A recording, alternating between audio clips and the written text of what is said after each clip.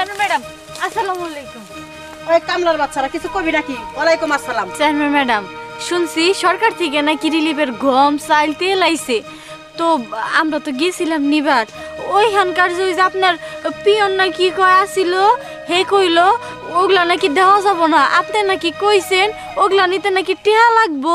হরে কামলার বাচ্চারা 10 লাখ টাকা খরচা কইরা তারপরে আমি চেয়ারম্যান হইছি, বুঝছাস কি? এই টাকা গুনা কি আমার উঠান লাগবো না?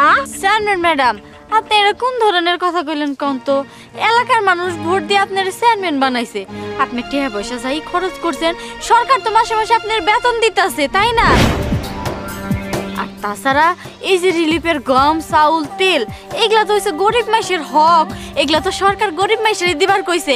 আপনি আমাকে হক কেন মাইরা খাবেন কোন তো? ওরে বাবা রে বাবা, আমার শরীর কাঁপতেছে। কামলার বাচ্চাগুলো কথা হই না।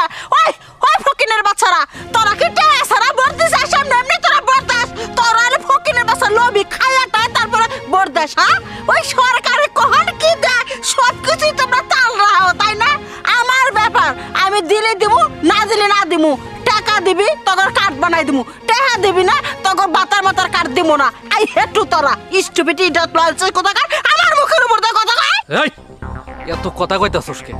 কাড়ার মধ্যে কিন্তু একটা দিমু। শোন, আমার আম্মার পিছে যদি তোরা এই যে 420 হয়ে লাগোস তাহলে কিন্তু তোর খবর আছে কয়ে দিলাম। এই যে তোরা কাম করে খাইতাছস না, এই কামটাও শেষমেশ করতে পারবি না।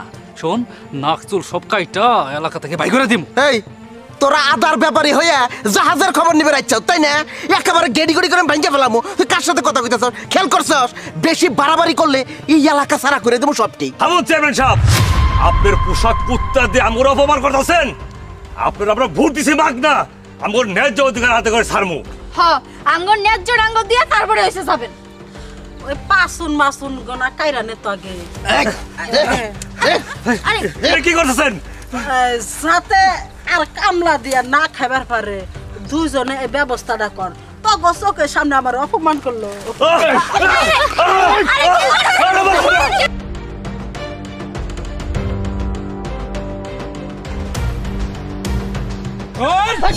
ভালো কইরা কয়া দিতাছি, তোরা যেইখানে আছো সেইখানেই থাক। মনের ভুলো আমাদের বিপক্ষে কোনো কথা কবি না। কথা কইলে থাকবো না, কথাটা মনে রাখো। চলো মা।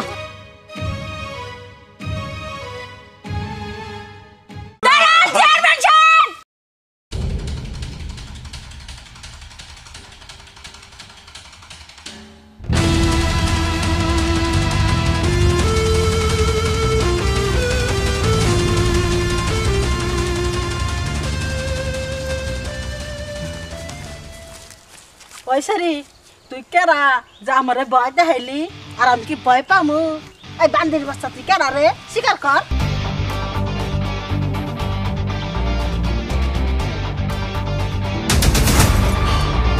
আমি ম্যাজিস্ট্রেট কবিতা। কি কি ভেবেছেন আপনি? আপনি এরকম ভাবে গরিব মানুষের হক মেরে খাবেন আর কেউ কিছু টের পাবে না?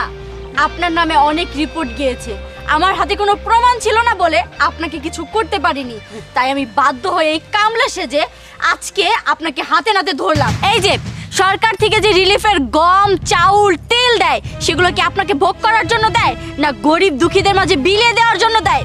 আপনি সেগুলো ভোগ করে নিজেকে অনেক বড় মনে করেন, তাই না? এই যে একটু আগে যে আপনি বললেন যে 10 লক্ষ টাকা খরচ করে আপনি চেয়ারম্যান হয়েছেন, আচ্ছা সরকার কি আপনাকে বেতন দেয় না? সরকার যে আপনাকে মাসে মাসে বেতন দেয় সেই টাকা কি আপনি গরিব দুঃখীদের মাঝে বিলিয়ে দিচ্ছেন না? তাহলে কেন রিলিফের গম চাউল তেল আপনি ভোগ করছেন বলুন? ও ম্যাডাম, ম্যাডাম আমার ভুল হয়েছে, আমার আপনি ক্ষমা করে দেন। নেক্সট টাইম আর হবে না, হবে না, হবে না, হবে না। নেক্সট টাইম আর হবে কিভাবে? কারণ নেক্সট টাইম তো আপনি আর চেয়ারম্যানই থাকছেন না। ম্যাডাম আগে যে ম্যাজিস্ট্রেট আসছিল তার সাথে আমার চাচার সম্পর্ক আসছিল, বুঝতে পারছি আপনার সাথে আমার চাচার সম্পর্ক করা লাগবে। স্যার ব্যবস্থা কর। আর ম্যাডামরা 10 লক্ষ টাকার বান্ডিল দিয়ে। আপনার কি মনে হয় আমি আপনার মতো ঘুষ খাই নাকি? অফিসার ওনাদেরকে নিয়ে চলুন। চলুন আপনি আমার সাথে। চল চল।